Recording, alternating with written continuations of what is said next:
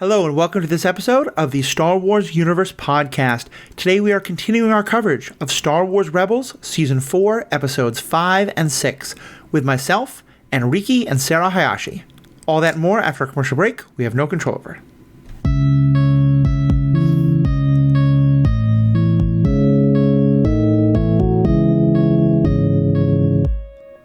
Welcome back. My name is Matthew. I'm your host. I am joined, as always, for all things rebellious by those two California rebels wanted by the Empire, Sarah and Riki Hayashi. How are we doing tonight?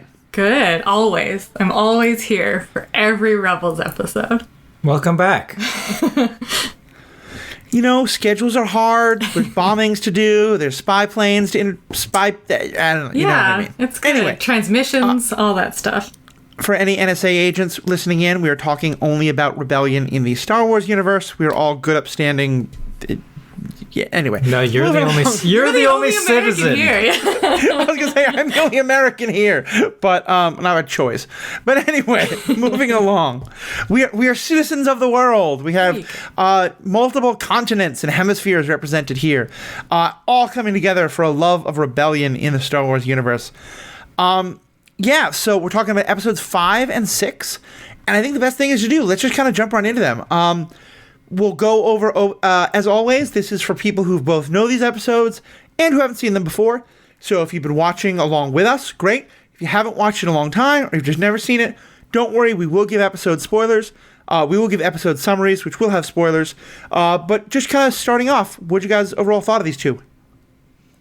It's good. Rebels is great. It's been a hot minute since I've watched some Rebels. So it was just like nice to be engaging with it again. And it's like is this the last season? We don't have a season after this. This is the last season. Yep. Last season. No, the next season is coming out in live action.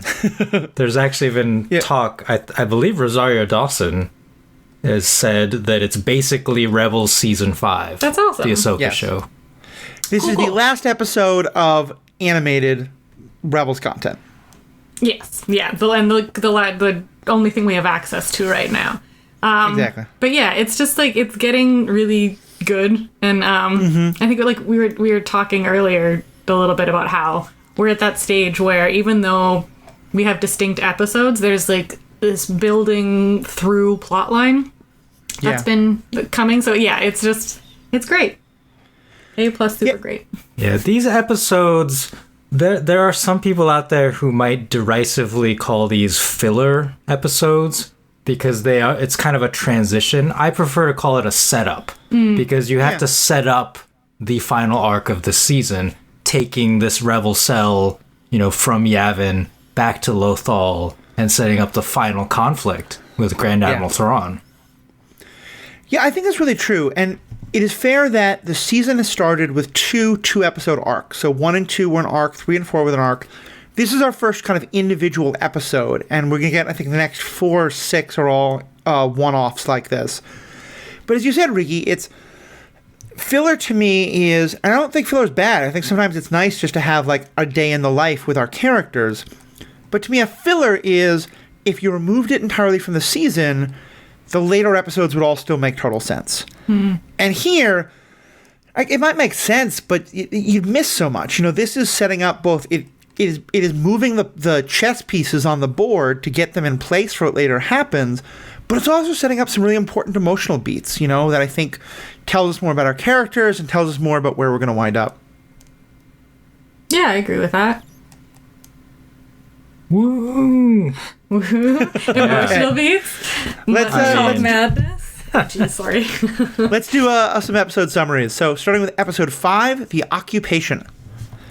The rebels are informed by Ryder Azadi that the Empire is building a new and improved version of the TIE Defender. Ezra and the Ghost crew depart for Lothal, using Vizago to smuggle them in because the Empire has severely tightened its grip around the planet and nearly crushed the local rebel cell. They find the environment ruined from the Empire's activities, and that some acquaintances like Old Joe were arrested and executed for aiding rebels. Identified and chased, Ezra crew finds unexpected aid from Ezra's old academy friend, Jai Kel, who never says it's rough, buddy, but is voiced by oh god, I can't. I want to call him Danny Zuko, but no, Zuko from Avatar: The Last Airbender. Oh not my gosh, Danny I didn't Zuko. realize that. That's great. It's the voice. It's the voice. Rescued by him and Azadi himself, who ferry them to safety, but are sorely disappointed to hear that the Rebel Alliance is unable to execute a liberation strike on Lothal. Ezra tries to stay optimistic by telling them that they can destroy the TIE Defender factory by working together, though Azadi remains skeptical due to having witnessed the capabilities of the new TIE Defender. Yeah. So I think the first thing I want to talk about with this episode is one of the plot points that they've been building all season is this idea, and kind of really all 3 seasons, is the idea of, is a rebellion a bunch of individual people who are all trying to deal with the way that the Empire has done damage to them and their people kind of working together? Or is it a bunch of people who have all said, for whatever reason, including the damage the Empire may have done to me, I am working for the end of the Empire? Because I think that's the tension that we're getting from Ezra this whole time. On the one hand, he wants to sign up to fight the Empire, but he wants to do that mostly because they're attacking Lothal. And, like, I think what's very clear is, because what Mon Mothma and others are saying isn't cruel. In some ways, I think it is legitimate strategy of, we have to look at the bigger picture, and everybody comes from a Lothal that is being horribly treated, and we can't give them favoritism because you're with us. But he wants to go there, and this is where there's now a strategic reason to go there. So yeah, how do you kind of feel about how that storyline is playing out and how Lothal is becoming our focus? Well, for me, it's not just to end the Empire. I don't know if they actually use this phrase ever in this show or in any of the new Disney stuff. But in Legends, at least, the rebellion was known as the Alliance to Restore the Republic. Like, that was the official term for it. So I think that has always been Mon Mothma's goal. Right. And Ezra literally being born the day that the Republic died, it makes it, he doesn't know what the Republic is. He's never lived under it. Yeah, and I could also, I feel like folks like Saw are probably not exactly pro-Republic. But, yeah, I think that the thing about Lothal, and, everybody coming from a Lothal, stuff happens on Lothal. Lothal is obviously a special planet, just by, virtue of the stuff that's going on there. And it's no Tatooine. It's no Tatooine. Tatooine, come on. Oh, sorry. But, yeah, there's... It's a big, important place, but also Ezra is from there, right? So him making these personal promises to Azadi, Ezra sees this as, he's not living up to his end of the bargain. And I think, even though Mothma is very logical and very reasonable to say, everybody comes from a Lothal, a lot of people have made promises, I understand why Ezra is upset by that. Yeah. And that, as soon as there's, even a... but I do like that, Mothma, as soon as there's even, a tiny opening of, a reason to, maybe get onto Lothal, she's like, hey, Ezra, come on, you're gonna go to Lothal now. Yeah. He reminds me a lot of Cham Syndulla in that regard, and Ansar Guerrera, and I think it's interesting that he's our point of view character, so we have a much more sympathetic view towards him, but I think what I'm kind of getting at is, I don't think either Mothma or him is wrong.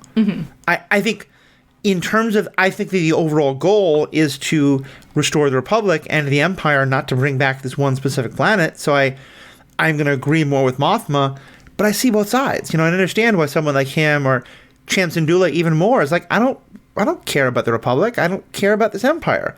I care about my planet. Yeah, and I think that's that's the main difference, right, between the Rebellion and the Empire.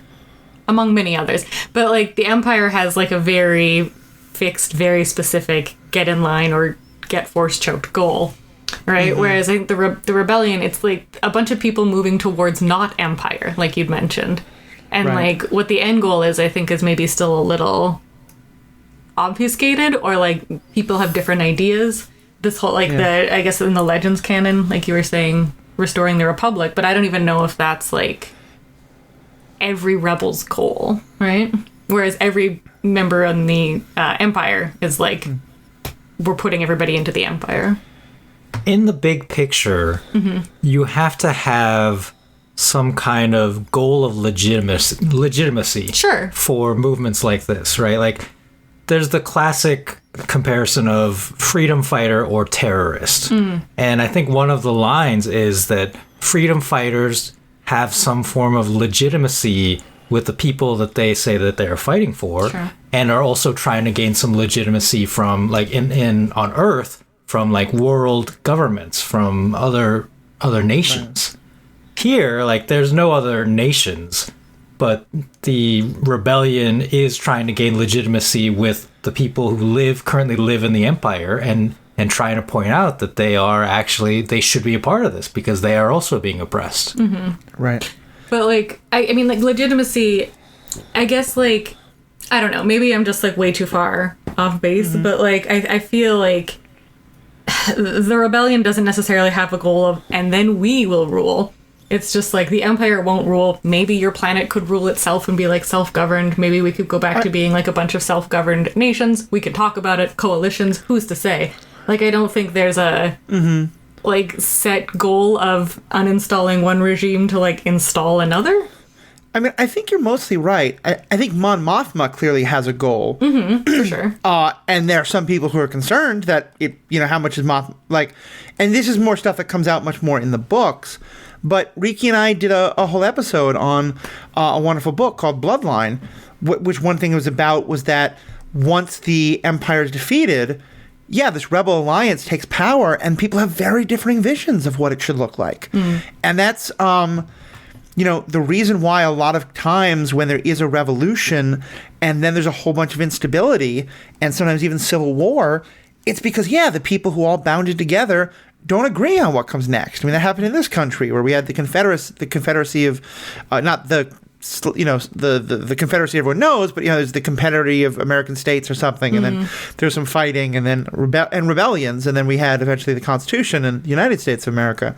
But you can look at it like in almost any country that's been, liberated or come to have freedom after a time of not having so. I think you're right. I think it goes back to that West Wing in space thing that, Riki and I and Sarah and maybe 5 other people in the world would watch and most people would get bored by.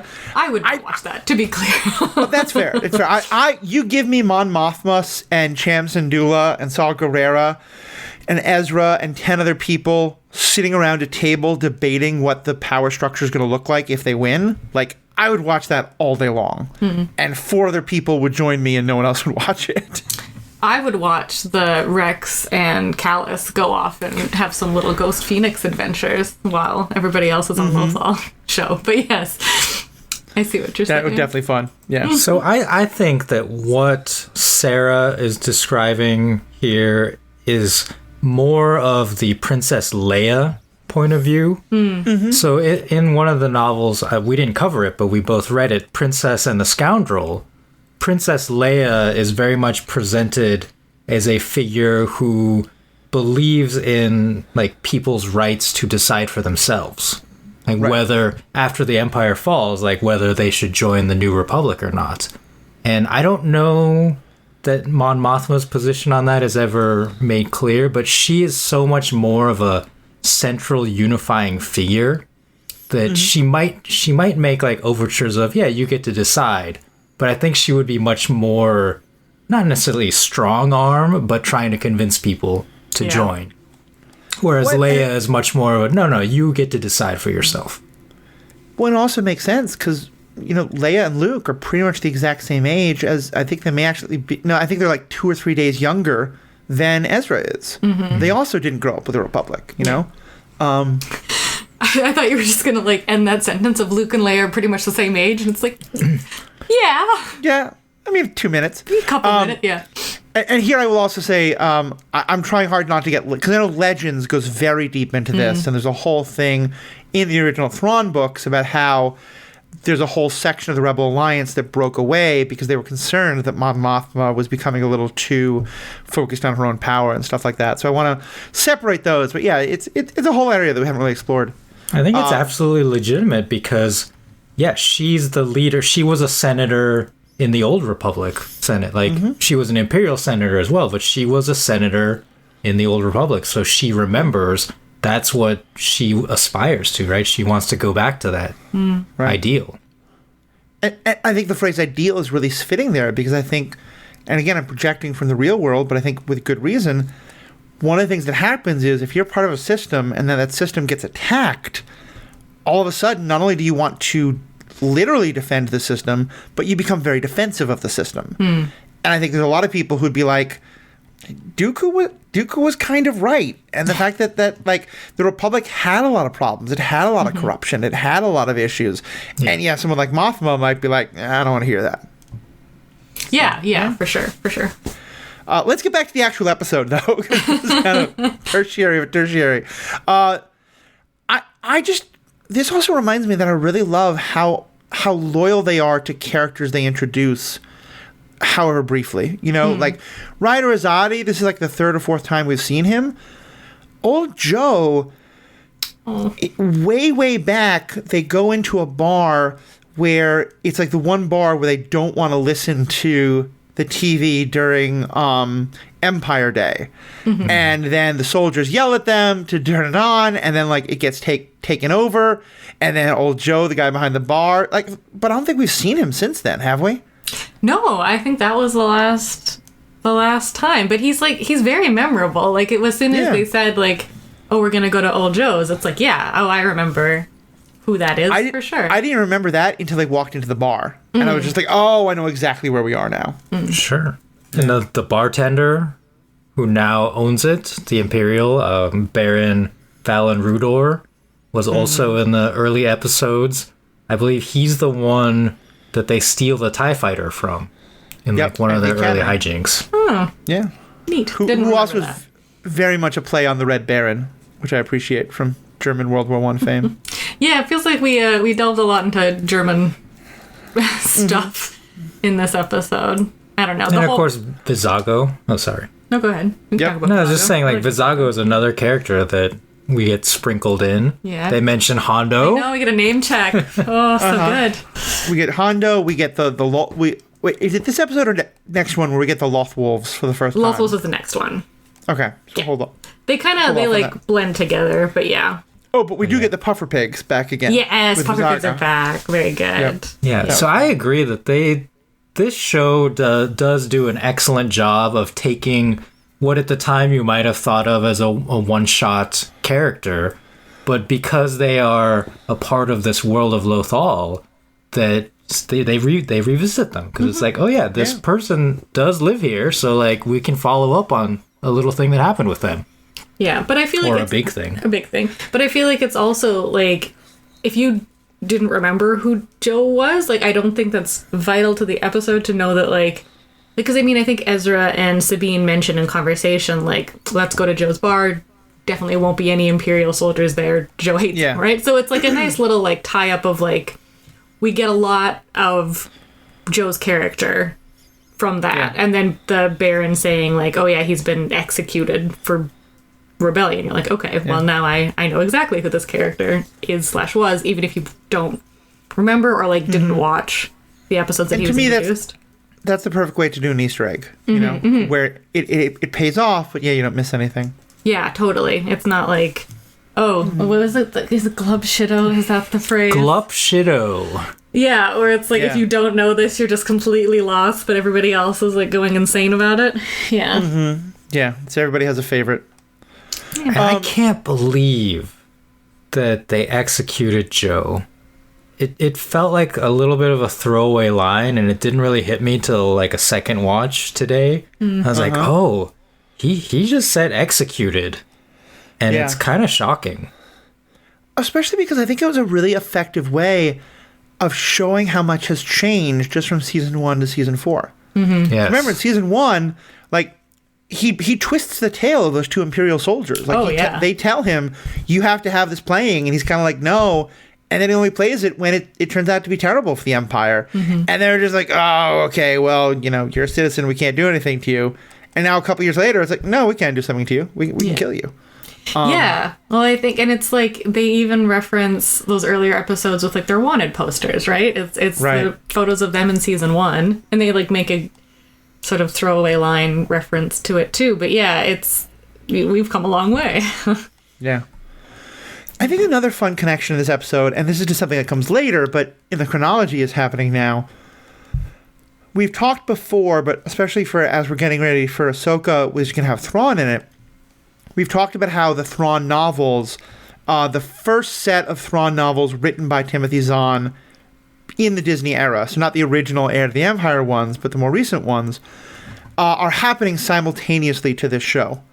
And the second book especially is happening in between season 3 and season 4, during the time when he has failed by letting them go on season 3, and Vader is poking him about it and kind of questioning his loyalty because of it.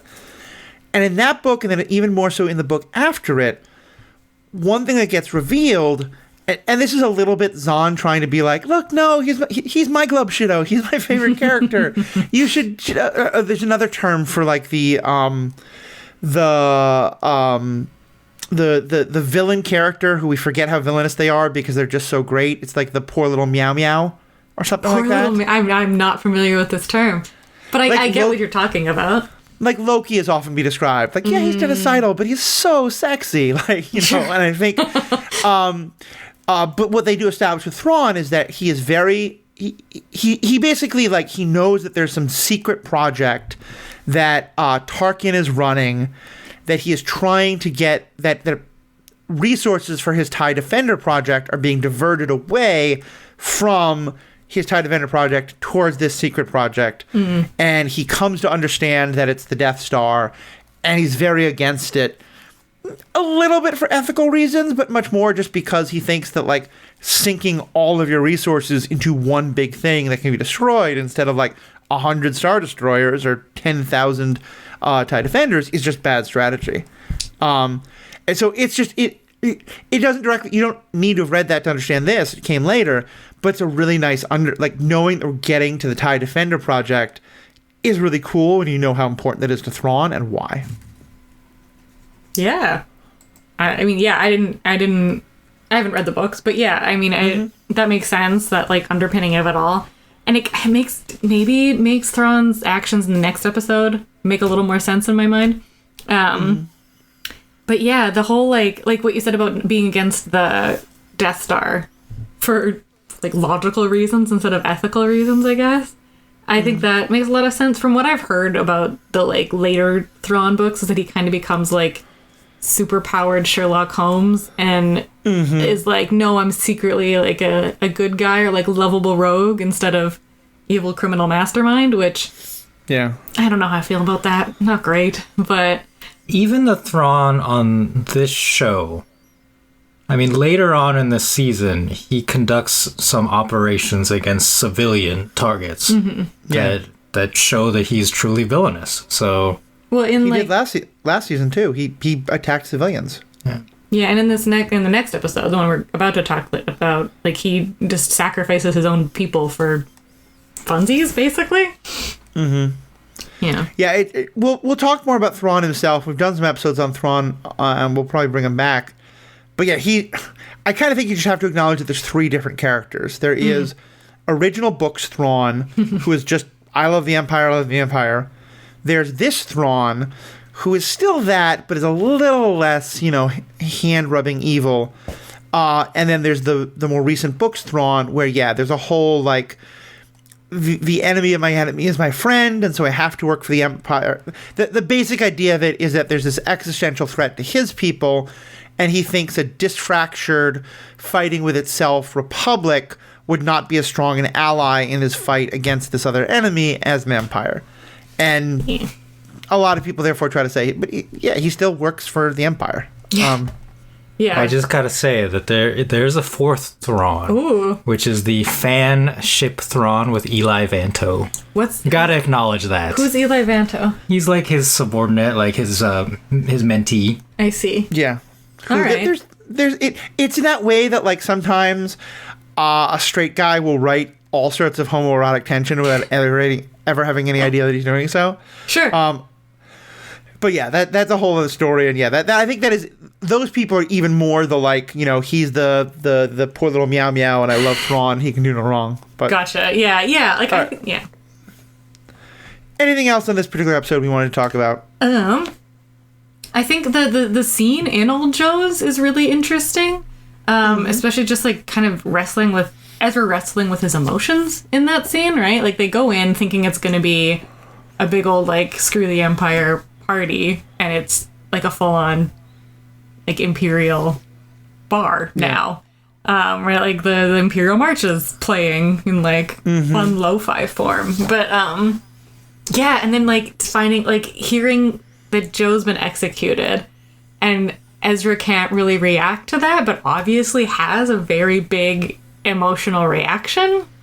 Yeah. I think that like that little moment was just so well done, right? Because you even get that kind of like quiet like bombshell sound effect almost. Like it's not it feels really powerful. And Sabine's realizing what's going on and trying to get Ezra to hold it together so that they can like get their drink, get out, not alert much more attention.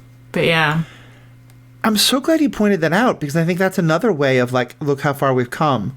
Because season 1, even season 2, Ezra would have just like freaked out and attacked. Yeah. So yeah, that's a really good thing you pointed out. I'm glad you did. And not just that scene, but the scene at the beginning where they're coming back on the ghost and Ezra wakes up and he's had a dream about Joe and Ryder. And the way that Sabine reacts to him and like the looks that like I don't even remember if she says anything, but the looks that she gives, I found those to be like very important in understanding these two characters and their relationship now and their bond. Like I know like a lot of people wanted to ship these two, and like it never happened on this show, but we're gonna wait for Ahsoka. And I think like it's better than just like if anything had happened between them. Like they are such good friends that they understand each other so well in these episodes. Yeah, they feel more like siblings, and I think that's really important, especially because like Hera and Kanan, who you know get a few close moments together, who are like the mom and dad of the group, right? I think they even mentioned like we gotta go pick up the kids a couple times in the previous episode too, right?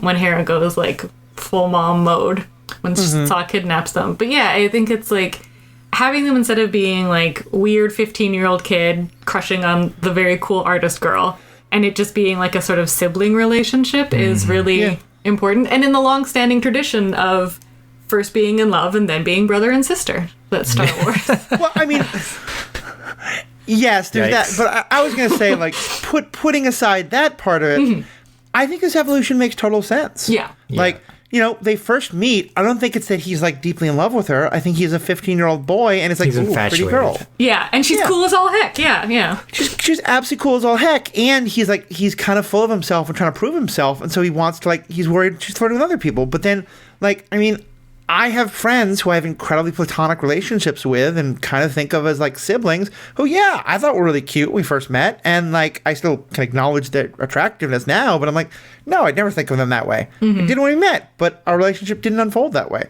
And I think that's true for a lot of people. Yeah, totally. So yeah, it just, all of it is just so good. It feels natural and it feels earned. And there are so many TV shows that fail this in this regard, where they force characters to be together because that's what the writers had planned all along and wanted to do. And I don't know if that was going to be the case with these characters, but they just let the characters develop and let the chemistry between the actors develop and say, okay, this is what these characters would actually do if they were real people. Yeah. And I think that's where we are. Yeah. I mean, it is one of the best examples of found family, you know? 'Cause I mean, like Garazeb and Ezra are very much like, you know, feuding brothers and stuff. Yeah, or like, I feel like Zeb's like the uncle who's like it's like immature uncle. And like, you're right. He's not another kid. Yeah, but he's like, you know, Hera's much younger brother who comes over and plays video games with Ezra and like gives Ezra his first, you know, porno mag or cigarette or whatever it is. Uncle and then they, like, Jesse. I knew it was a Full House reference, but I didn't remember the name, so I wasn't going to say it out loud. Thank you very much. Oh, I wasn't trying to make a Full House reference, but yeah. I feel like that's the analogy. Let's do episode 6. Sarah, you want to read it? Oh, sure. Flight of the Defender. The Ghost crew scouts an Imperial airfield where the new TIE Defender is being tested. Sabine hits upon the idea of stealing the flight data recorder to obtain the information the rebels need about the TIE, but unfortunately, Grand Admiral Thrawn appears to witness a combat demonstration of the new fighter. Concerned, Sabine steals the fighter to get herself and Ezra to safety, but due to an installed kill switch, the fighter ends up stranded in the hills of Lothal. While hiding the TIE's hyperdrive for later retrieval, and then trying to evade Imperial search parties, Ezra catches several unexpected glimpses of a white Loth cat, and wolf as well. This just says wolf, but it was a cat. A rare predatory species. Eventually, the Loth wolf appears before him, sends Sabine to sleep, and carries them back to their friends, only to disappear as mysteriously as they appeared, leaving Ezra with the strange parting message, Doom, to ponder over. And if you have the subtitles on, it ruins everything. Yeah. But yeah, I like the Alice in Wonderland analogy of following the white Loth cat. Mm-hmm. And then like the sort of duality of the cat and the wolf. Yeah, really you keep saying following the white cat, and I guess the Alice, but I think one thing they make clear is like they've seen Loth cats before, but everyone thinks Loth wolves are extinct. Yeah, or they haven't seen them in 100 years. Yeah. So there is like something special about the Loth wolf, but the white Loth cat, I think, is because like most of the Loth cats are like stripy. Like this one's like pale white, like almost an albino cat. Yeah, which seems a little more special, and also disappears and appears like the wolf does. So, What do you think they are? Loth cats or these two beings? Just like the Loth creatures that seem to have this like the wolf kind of speaks English words and they have like a magical effect. Yeah, it's the Force. I mean, the next episode goes into it a little deeper, so I don't know how. Okay, you've been spoiled. Yeah, I know. Sorry, it's too good. I can't stop watching. I'll just say my theory because I have seen it, but I don't remember what exactly they are. Yeah, but they feel like kind of like living embodiments to some extent, or some kind of Force-connected creature. And the way the Force is often explained in other things, I mean, midichlorians is the lowest point, but there's often a very kind of like scientific, like binary. And this to me feels like mysticism. Mm-hmm. You know, this to me feels like something almost like a Miyazaki movie. You know, and that there's often these like talking animal spirits that I.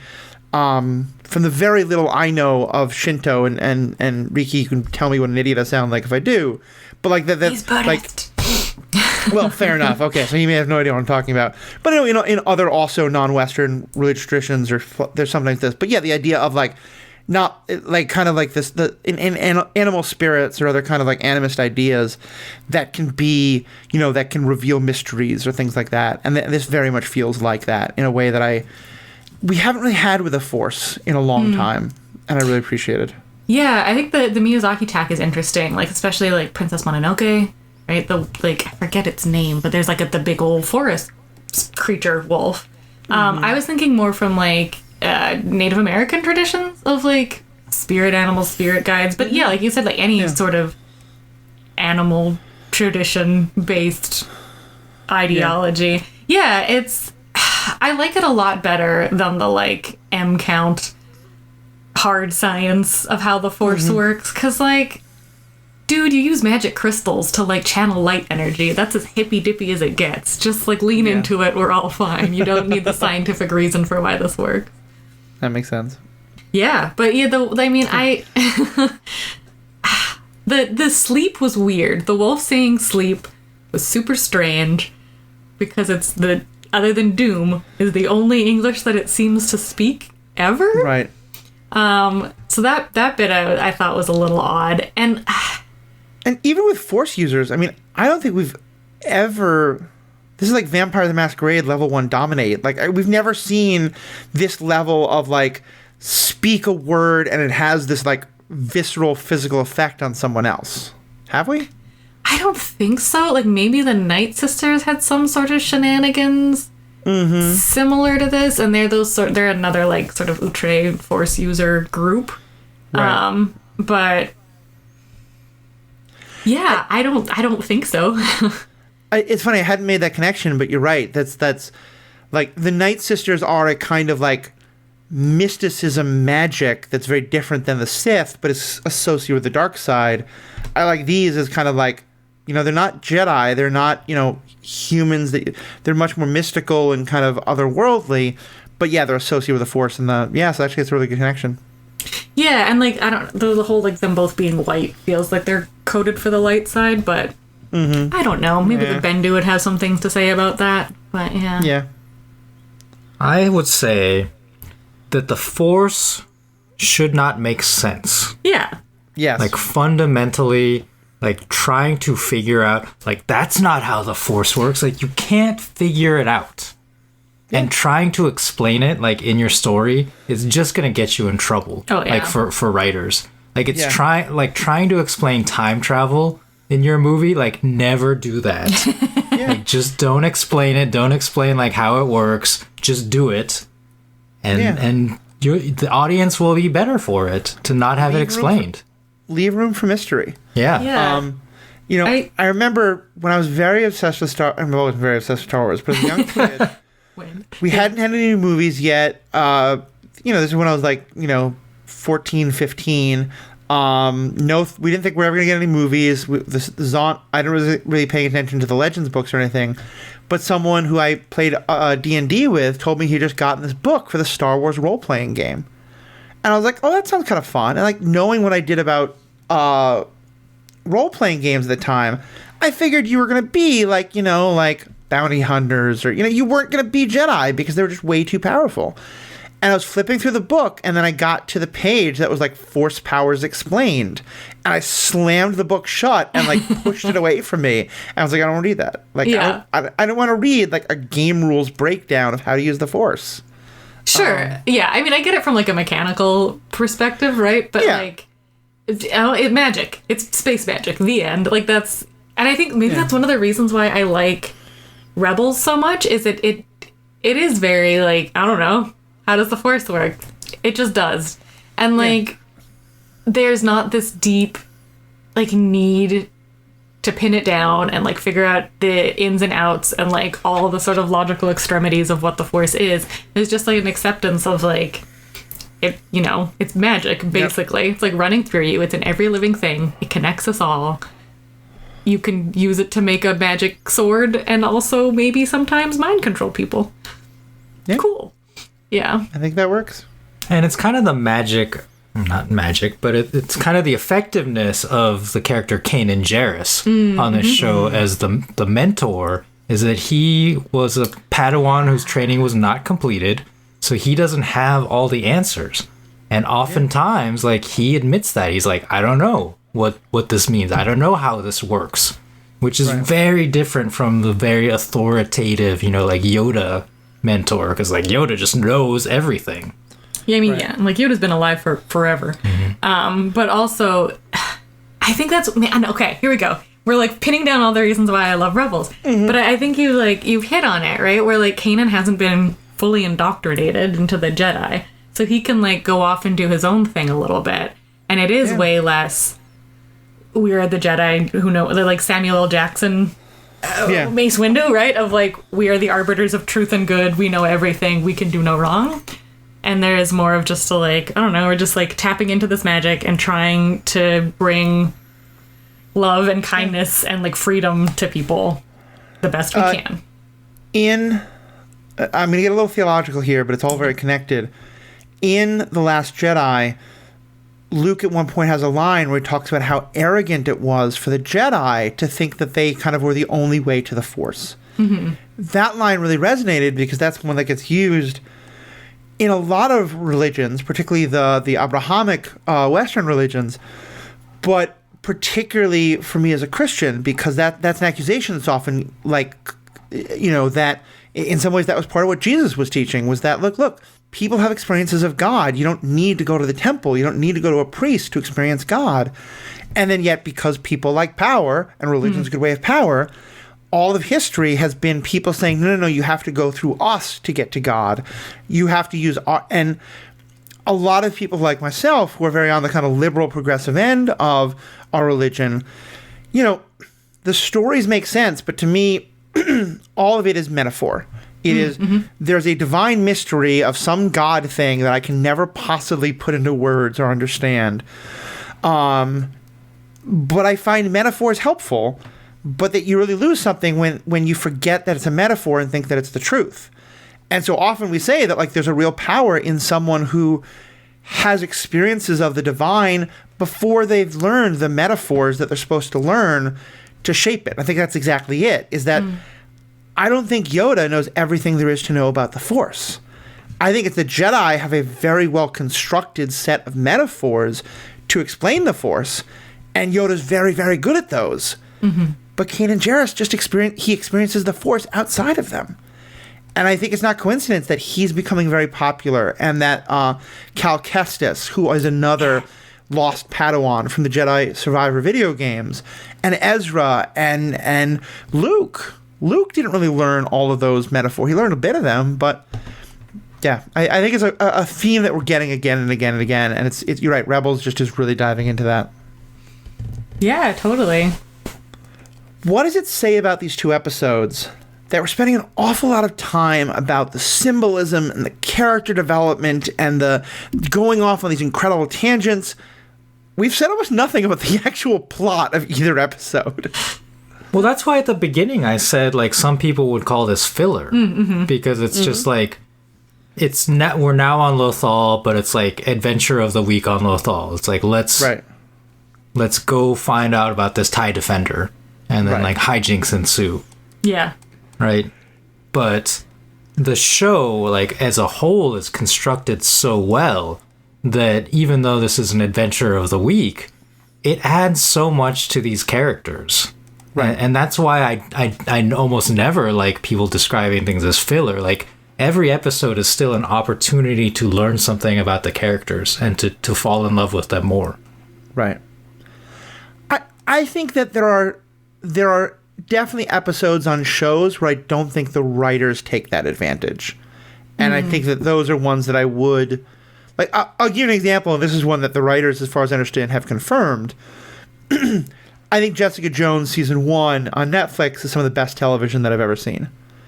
And by about episode 10, they're ready for the final confrontation with Purple Man. But Netflix said they wanted a 13-episode show. And so then there's kind of this weird diversion into Trish's ex. And the writers have been like, yeah, we had a great 10-episode arc and we needed to make it 13 episodes. To me, that's what I think of as filler. When it really feels like it's more about the number of episodes that they're supposed to get. But yeah, to me, the fact that there's so much richness and depth to this is what really makes it not that. And like I haven't seen Jessica Jones. Are you saying those like bonus episodes? You're kind of like take them or leave them, or do you think they like took advantage of? No, I think they add very little to the story. Okay. I think they're mostly boring and kind of frustrating because you're so ready for the. And that's a lot of the times when I do get things that I think was filler, and I'm just one opinion. I'm not saying Riki's wrong by any means, but yeah, it often feels like it's towards the end of the season when like most of the pieces are in place.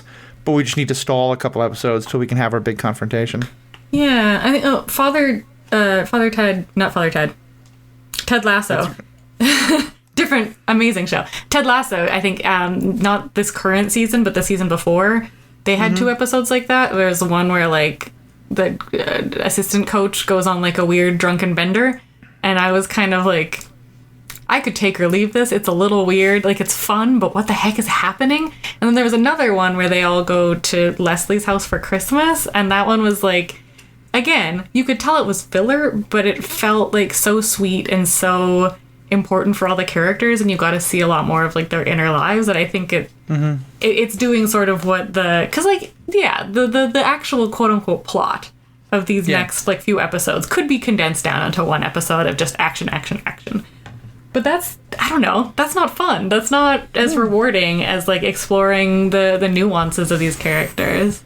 And, like, the relationships that are developing and, like, the political climate. As much as I hate the, like, tax rates are going up sort of political stuff, I think, like, Rebels does a good job of, like, there's politics on the fringe, but, like, again, don't need to explain the exact minutiae of, like, which trade agreements have been violated and how much different interest rates are going to be hiking up so that the finance corporation, blah, blah, blah, blah, blah, blah, blah. I'm asleep already. Banking clan, sorry. Isn't there a finance group, too? I thought there were two. There's a trade federation. Trade Federation, that's them. Yeah. Kind of corporate union. Techno union. The Techno Union. The Techno Union sounds rad as all heck, and I know they're not, but I just want to yeah, 100%. I do just need to defend that whole beard in Ted Lasso. The whole beard goes on a weird thing. I liked it, but I mean, it was strange. It is 100%. If you go watch the Martin Scorsese movie After Hours. Ooh, okay. It is 100%. The way like some like community episodes or tributes like that it will make so much more sense to you. Awesome. Okay, yeah, I did not clock that in any way, shape, or form. That's what I wanted to say about forced filler episodes, Matthew. Like what you're saying is like when there's a contractual obligation for X episodes, but your main story only requires X minus, Y, and you have to fill those episodes. I want writers and showrunners to take a chance and to do something artistic, like you described as a tribute to Martin Scorsese. But what I think of like a classic case of taking a chance was the Buffy the Vampire Slayer episode Hush, which was just a Monster of the Week episode. But it was like over half of the episode, there's no dialogue. The characters are magically unable to talk. And it was such a groundbreaking episode of TV for that reason. Yeah. I actually thought you were going to mention another Buffy episode that I think was also like that, the Body. My heart. Yeah. I mean, I think that episode had more of a story. Yeah, hard plot. Reason. Yeah. Like, I think Hush... The gentlemen, like, we never see them again, so it was literally just Monster of the Week. But it was done in such a unique way. And that's what I want TV shows to do, is, like, try something. Yeah. I think you're definitely right. I think, basically, I guess what I'm saying is that sometimes due to contracts or other things, writers have to put in episodes that maybe they wouldn't necessarily do so, and it's an opportunity. And sometimes writers really knock the ball out of the park, and when they don't, I think filler is an appropriate word, but maybe there's a better word for it. Certainly, I think I'm using it very differently than the way filler is used today. But anyway, we're still now also way off the actual But plot also the TIE Defender. The TIE Defenders are neat, and Thrawn's here now. Yeah, let's talk about Grand Admiral Thrawn. He's never been more of a prick than he is in this episode, right? Such an ass. Oh my gosh. The way... When Sabine steals the TIE Defender and she starts strafing the other TIE interceptors at the base to stop them from pursuing, right? Which makes sense. And, like, I think Volt Scaris, the test pilot, is like, Grand Admiral, like, we have to get out of here. And he stands his ground, he doesn't move an inch, and just pulls out his little pistol blaster and starts shooting at a TIE Defender. I'm like, what are you doing?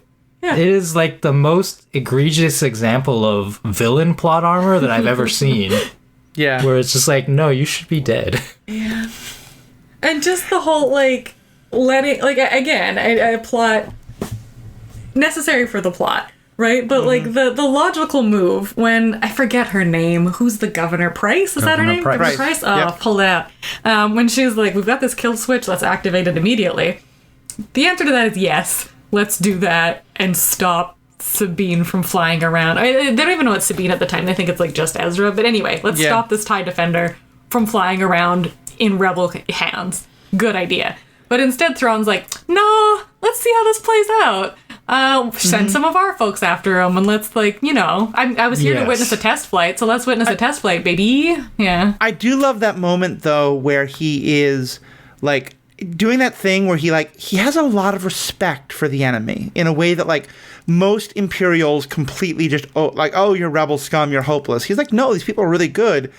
And where he says, like, someone else is like, oh, it must be Hera Syndulla flying it. And he's like, no, our pilots are still alive. Like, if it was Hera, they would all be dead by now already. If it was Captain Syndulla, they'd still be dead. Yeah. I respect, and respect is weird because it's like, it seems more like a fascination. Like, he's got this, like he thinks he's way better than them, right? He's got a huge superiority complex about it, but he's fascinated by them. And I think, it's that more than respect. Like, I don't think he respects them. And this scene is just him flexing.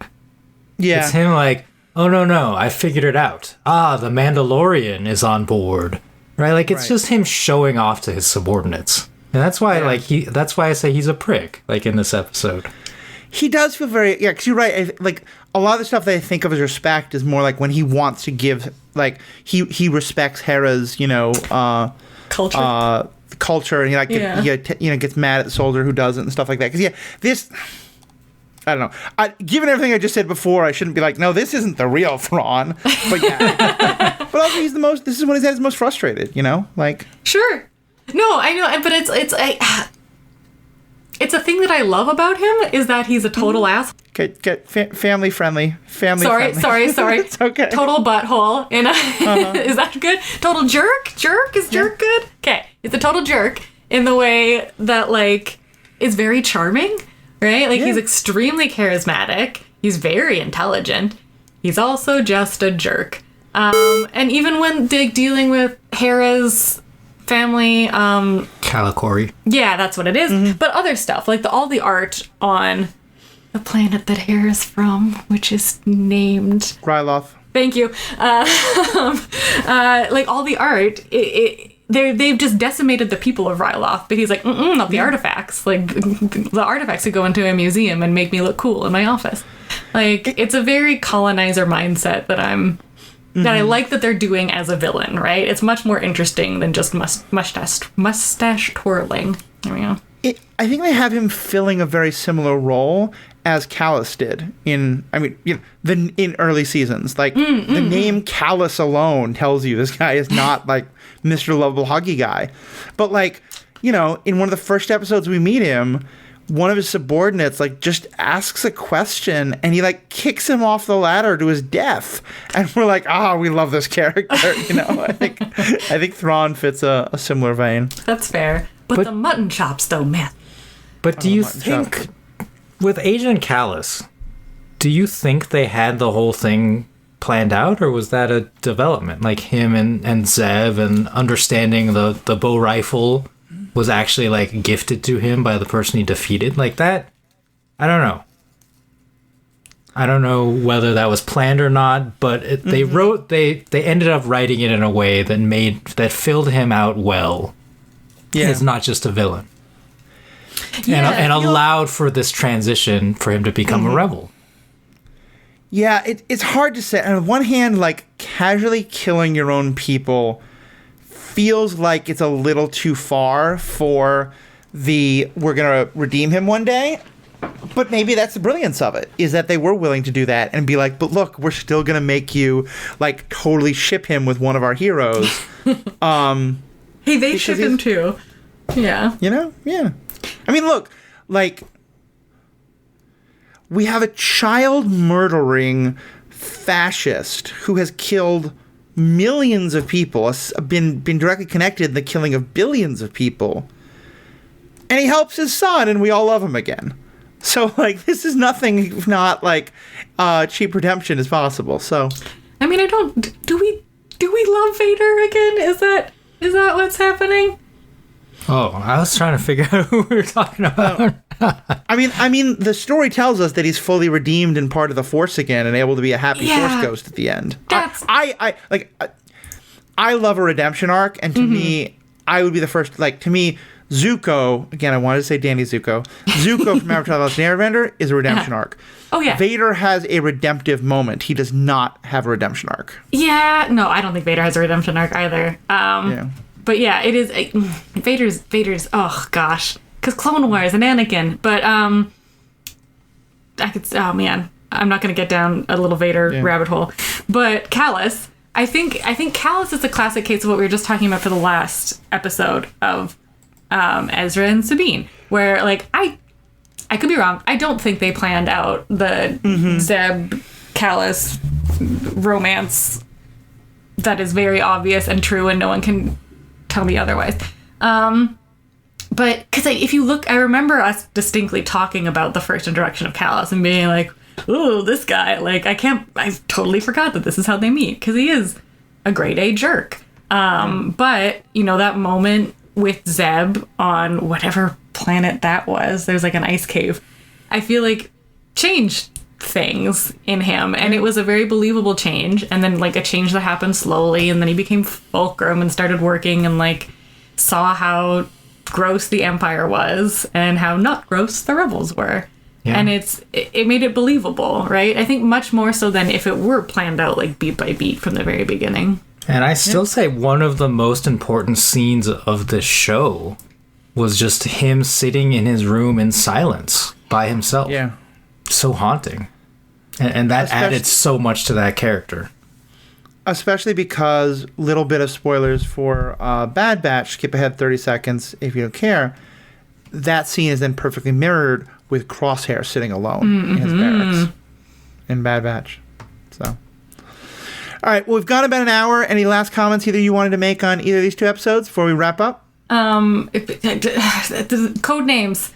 Are you Spectre 6? Are you Phoenix 6? Are you just Ezra? Pick a code name. That was cute. I like Well, that. actually use your code names. Yeah, you use your code name. This is a problem I have with like any superhero show.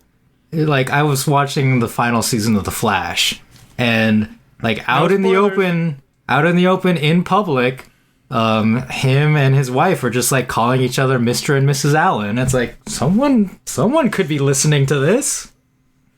I just they had wouldn't no know. spoilers. I didn't know they got married. I haven't seen the last couple of seasons. It's okay. Oh man, they've been married for a long time. That's fair. I'm going back and watching it from the beginning so I can get to those last. And Okay. I'm in the long period where everyone's gaslighting Iris, and it makes me so angry. Jeez, yeah, because it's... anyway, sorry. I haven't watched The Flash. I don't know what's up. But Tangent. But yeah, code names would be better to have. They're not very good at that. yeah, and also, like, what's going on? We're in danger. Or, like, you'll never believe it. It's like, just say it. Just say your words. Say it's Thrawn. Yeah. Uh-oh. But, I mean, I guess that's less exciting television. Yeah. All right. Well, thank you both as always. For people who are just tuning in, go back and listen to. We've been doing all of Rebels coverage. It's been super fun. But for people who want to learn more about the family Hayashi, either of you individually are both creating awesome things. Where can they find them? Hello, I'm on twitch.tv/RikipediaGo, RIKIPEDIAGO, streaming Pokemon Go battles most days. Pow, pow, pow, pow. And I am on Instagram, Sarah Hayashi Art, posting paintings and ceramics and all that kind of jazz. Nice. I, of course, am the Ethical Panda. If you go to the website, you'll find all the ways to contact us. We love feedback, love to hear what your thoughts are. Tell us what you think about these episodes. Also there, you'll find information about my other podcast, Superhero Ethics. I've been doing a bunch of episodes about the Raiders of the Lost Ark movies on Bingers Assemble, yet another podcast. And I'll soon be doing an episode. Those were kind of very nostalgia heavy and talking a lot about why we loved those movies, even though in some ways they've really not aged well. The second movie especially is just but oh god, Are you preparing for the new movie? Are you going to do Dial of Destiny? Is that the goal? Yep, I have my tickets. I'm going to see Dial of Destiny the moment it comes out, 3 p.m. on Thursday, and record on it that night. But also, on my own podcast, Superhero Ethics, we will do an episode on the ethics of archaeology. Whoa! And including a subtangent on the ethics of dating your underage archaeology professor mentor. Oh my gosh. I'd forgotten that she's just casually like, yeah, I was just a child. I was underage. She was 15. She was 15 years old. Did they ever actually say that? Yeah, she's 25 in the episode, and they say it was 10 years ago. She was 15 years old. She wasn't even... he was her dad's assistant, and she was just his daughter. I knew that. Chilling. I was listening closely to listen for what age she was. I thought they didn't say it, so I was like, maybe it's 17, 18, which is still horrible, but oh, God, yeah, no. It's... Yeah. And but then they get together at the end, so that's fine, I guess. Anyway. Yes, but you can check all that out. And then also, I am going to start streaming. Or going back to streaming. If you go to twitch.com/theethicalpanda. I should have some episodes up by the time this one comes out. I'm going to be streaming under the name Calrissian's Card Room. Right up until Disney tells me I can't, but by what I've seen, that should be a fair use name. Basically, I'm going to be playing card games, either poker or Magic the Gathering, while talking about Star Wars and ethics and superheroes and whatever else is on my mind and whatever people come to the chat room to ask me about. So yeah, have a lot of fun with that. Check all that out. Check out the awesome things that Riki and Sarah are doing. And most importantly, have a good day because, y'all, we've spoken.